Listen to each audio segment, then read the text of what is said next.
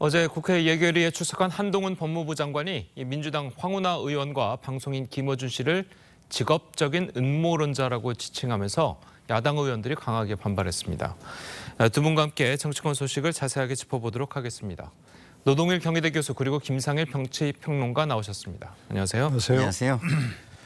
자, 먼저 어제 예결위 상황을 영상으로 보고 오겠습니다.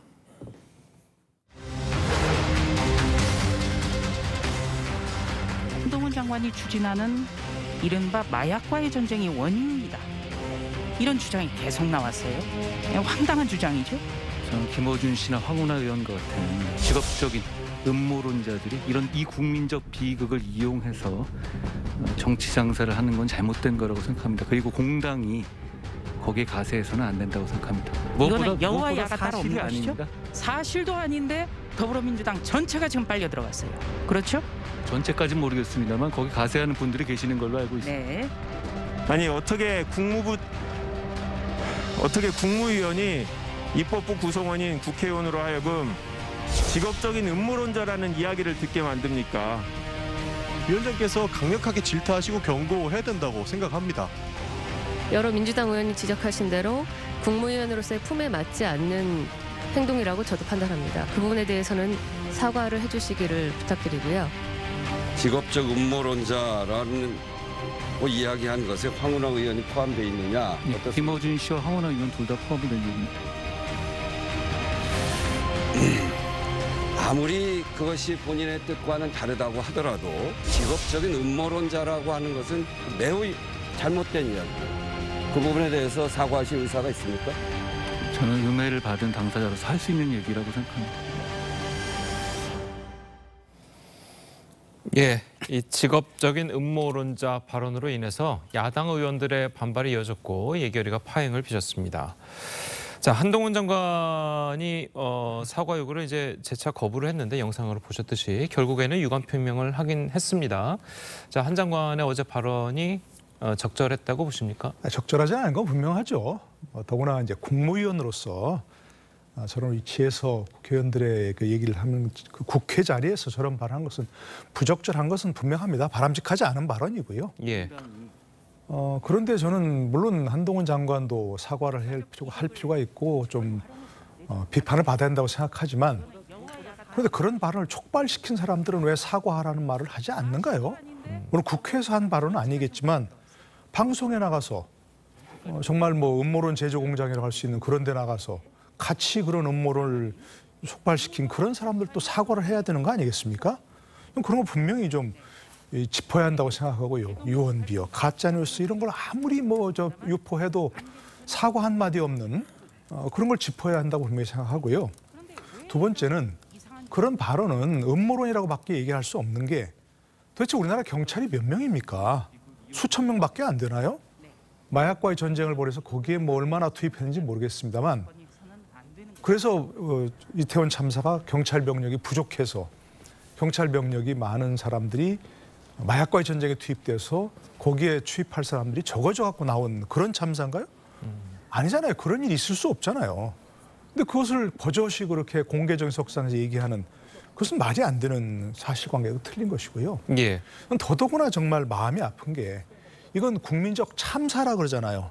국가적 애도기관을 설정하고 저도 광화문 나온 길에 시청 앞에 있는 분향소 가서 참배했었습니다. 예. 마음이 아프죠. 그 대부분 젊은이들이라는 거 아닙니까? 저희들 아이 또래더라고요. 그 부모 심정이 어떻겠습니까 지금? 하늘이 무너진다. 뭐 그런 말로 표현할 수 없는 슬픔 아니겠습니까? 그러면 지금은 좀 슬퍼하고 그대로 손을 잡아주고 함께 애도할 그런 시기라고 생각합니다. 그런데 우리말에 딱 그런 말이 있죠. 마치 기다렸다는 듯이 때는 이때다라는 듯이 이걸 어떻게든 정치적으로 이용하려고 하고 그것을 무슨 특정인을 비난하려고 하고 정권을 비난하려고 하는 그런 걸로 이용하는 거 보면 저는 정말 슬픕니다. 너무나. 정치는 이렇게 비정한 사람들이 하는 건가요? 아니면 정치를 하다 보면 이렇게 비정해지나요? 정말 그걸 묻고 싶습니다. 예, 알겠습니다. 자, 어쨌든 이 발언이 이제 촉발된 것이 이제 이태원 참사가 마약과의 전쟁 때문에 촉발됐다. 방금 이제 교수님께서도 이제 지적을 해주셨지만, 자, 이 발언 때문에 이제 촉발이 된 건데, 과연 정말 경찰이 마약에 신경 쓰는 이라고 이태원 참사를 보고도 못 본 척했다. 자, 이런 발언입니까? 어떻습니까? 저는 좀 나눠서 봐야 된다고 생각합니다. 일단 현장에서는 저는 그랬으리라고 생각하진 않아요. 현장은. 그렇지만 이제 그 고위층에서 정책적 판단을 할 때는 약간 눈치 보기라든가 뭐 아니면은 위에 권력자에게 좀 잘 보이기 위한 것이라든가 이런 관련성이 있을 수는 있다라고 봐요. 예. 어쨌든 관련성이 있을 수 있다 그래도 분위기가 그런 분위기가 있다고 하더라도 그거를 자기 이익을 위해서 정적을 공격하기 위해서 과도하게 공격하는 것은 저는 맞지는 않다고 봅니다. 그것이 자기 지지층만을 보고 정치를 하겠다라는 것이거든요. 그러면 이게 국민들이 자기 지지층만을 보고 정치하는 정치인들을 궁극적으로 훌륭한 정치인이라고 평가해 줄까요? 전 그렇게 생각하지 않습니다. 우리가 적어도 정치를 하는 사람들은요, 국민을 위해서 한다고 할 때 자기의 강력 지지층만 봐서는 전 안 된다고 봐요. 국민이라는 거는요, 적어도 자기 진영과 중도 정도는 아우를 수 있어야 그때 국민이라는 표현을 할 수 있는 겁니다. 자기 지지층만 보고 하는 거는요, 일종의 패거리예요. 그게 어떻게 국민이 될 수 있습니까? 가능하면 상대 진영까지, 최소 중도 진영까지는 이해하고 아우를 수 있는 이야기를 해야 맞다라고 저는 생각을 하는데요. 이 황운하 의원이나 이런 분들의 어떤 이런 발언이 저는 문제가 있다고 생각합니다. 그렇지만 어쨌든 방송에 나가서 한 거잖아요. 근데 국무위원이 그것을 국회에 와서 국무위원의 자격으로 발언을 했다? 이건 정말 때와 장소를 가리지 못한 언행이라고 저는 생각해요. 일단은 때의 측면에서 보면 국민적인 참사가 일어난 때예요. 근데 자기가 억울하다고 해가지고 저렇게 감정을 쏟아낸다? 그렇게 하는 게 맞을까요? 맞지 않다고 보고요. 본인이 얘기했습니다. 의정활동이 아니라 방송에 나가서 터무니없는 이야기를 했다. 이렇게 얘기를 했어요. 그러면 본인도 의정활동에 답변하는 자리가 아니라 방송에 나가서 하거나 개인적인 입장문을 내는 게 맞지요. 그런 측면에서 한동훈 장관께 제가 계속 좀 이렇게 말씀을 드리지만 국무위원으로서 국회에서 활동을 하는 거는 한 번 더 좀 재고해서 한 번 더 생각하셔가지고 발언과 행동을 해주시면 좋겠다 이런 생각이 듭니다. 예, 알겠습니다. 자, 이태원 참사 후폭풍이 정치권에 여전히 이어지고 있습니다. 윤석열 대통령은 어제 대국민 사과를 하면서 이 사고 당시에 경찰의 대응을 강하게 질타했습니다. 들어보시겠습니다. 말로 다 할 수 없는 비극을 마주한 유가족과 아픔과 슬픔을 함께하고 있는 국민들께 미안하고 죄송한 마음입니다. 왜 4시간 동안 물끄러미 쳐다만 보고 있었냐 이거예요. 현장에 나가 있었잖아. 112 신고 안 들어와도 조치를 했었어야 되는 거 아닙니까? 이태원 이 참사가 제도가 미비해서 생긴 겁니까? 저는 이건 납득이 안 됩니다. 엄연히 책임이라고 하는 것은 있는 사람한테 딱딱 물어야 되는 거지 그냥 막연하게 뭐 다 책임져라. 그거는 현대사회에서 있을 수 없는 일이에요. 그러니까 좀 정확하게 좀 가려주시기를 좀 당부하겠습니다. 네.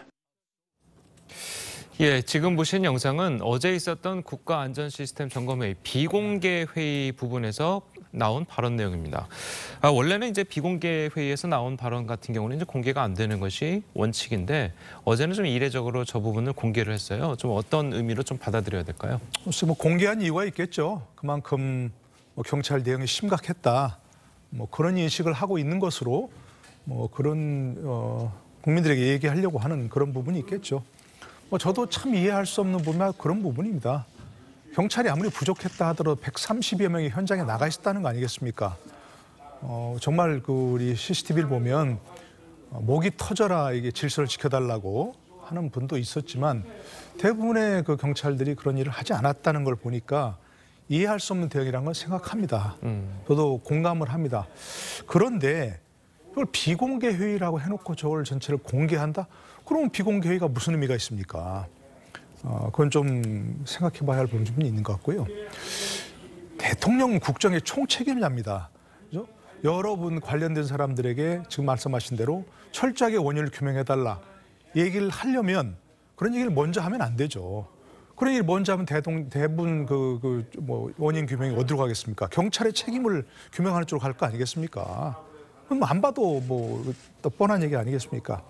아까 얘기한 대로 과연 현장 대응이 정말 미비했는지, 경찰들이 그런 임무를 일을 해야 되는데도 안 한 건지, 혹시라도 제도적으로 경찰들이 그런 일을 해서는 안 되는 거거나 아니면 하도 부여해서는 안 되는 그런 일이 있는 건지, 그런 것을 조금 제도적으로 살펴봐야 될 부분이 있는 거 아니겠습니까?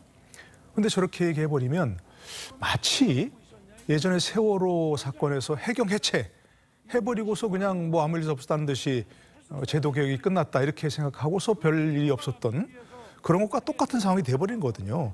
경찰 뭐 어떤 개혁을 한다고 해서 뭐 경찰도 뭔가 뒤집어 놓고 이런 것으로 끝날 가능성이 높아지는 겁니다. 이렇게 되면 대통령이 먼저 언급을 해버리면.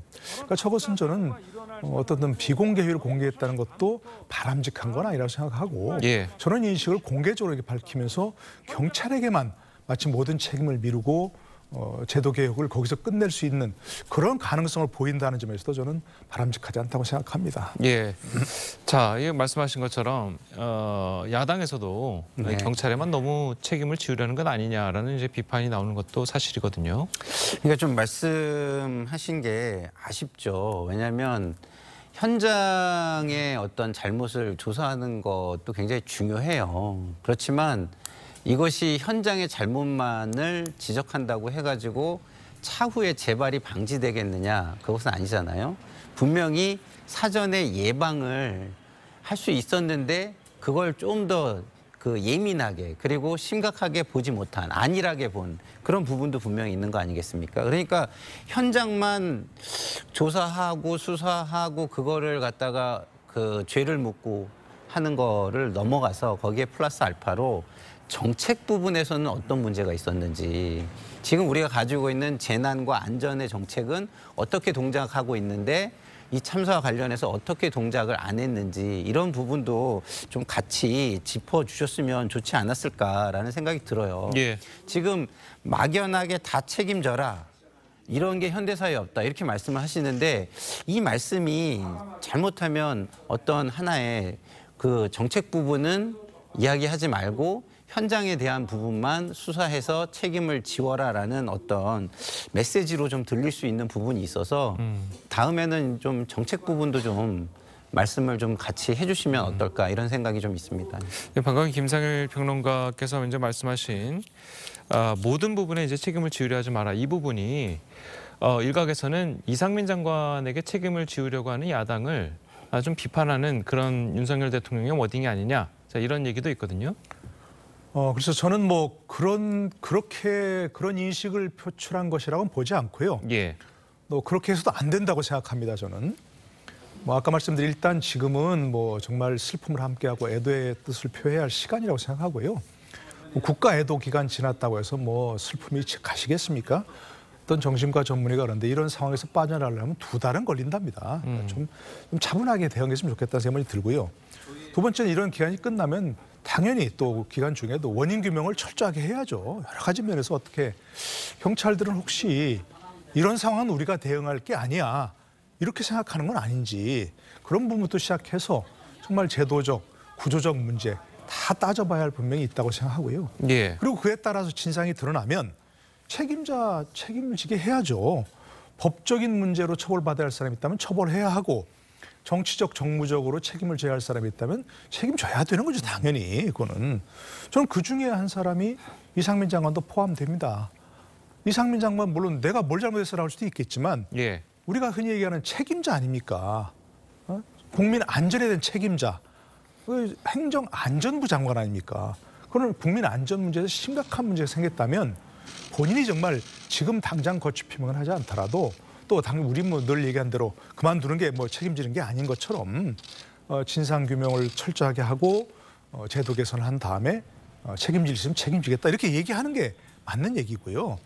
일부 분들은 그러더라고요. 미국 같은 데서 뭐 9.11 참사 났다고 장관 그만뒀냐 이렇게 얘기하는데 그런 데의 풍토와 우리나라 풍토는 또 다른 겁니다. 정치적인 문제는 우리나라 풍토에 맞게 할 수밖에 없는 얘기고, 만약에 경찰 측에만 책임을 미루고 그 경찰의 총책임자인 경찰국까지 만들었지 않습니까? 장관이 아무런 경찰 행안부 장관이 아무런 책임을 지지 않는다? 이렇게 되면 국민들 눈에는 아무도 책임지지 않는 것처럼 보인단 말입니다. 그러니까 이 부분은 본인도 생각을 해야 되고 대통령도 뭐 이상민 장관을 포함한 개각 문제를 지금부터 고심해야 할 그런 부분이 있다고 생각합니다. 예. 자, 지금 교수님 말씀에 동의를 하십니까? 예, 저는 뭐 전적으로 동의를 하고요. 뭐 야당이 뭐 일부 좀 약간 과한 부분이 있어요. 그런 거를 국민들이 보고 있다는 걸 믿으셔야 돼요. 왜냐하면 저도 야당 소속이지만 좀 과한 부분은 좀 눈살이 찌푸려지거든요. 지금 이게 정말 희생자 유가족과 희생자 고인들과 그리고 국민들을 위해서 저러는 것일까? 저러면 오히려 부메랑이 될 텐데 이런 걱정과 짜증이 날 때도 있습니다. 그렇지만 그래도 민심과 여론은요 그쪽으로 기울 수밖에 없는 상황이에요. 지금 상황 자체가. 그럼 민심과 여론이 그쪽으로 기울면 어떻게 되겠습니까? 여당이 지금 다수석을 차지하고 있어요. 그러면 예를 들어서 이상민 장관에 대한 책임을 묻지 않는다. 어떻게 하겠습니까? 당연히 해임 건의안 나오는 거예요. 당연히 탄핵 소추안 나오는 겁니다. 과거에 박진 장관과 관련해서는 과도한 행위라고 오히려 질타를 받고 부메랑에 가까운 저는 여론의 판단이 있었다고 봅니다.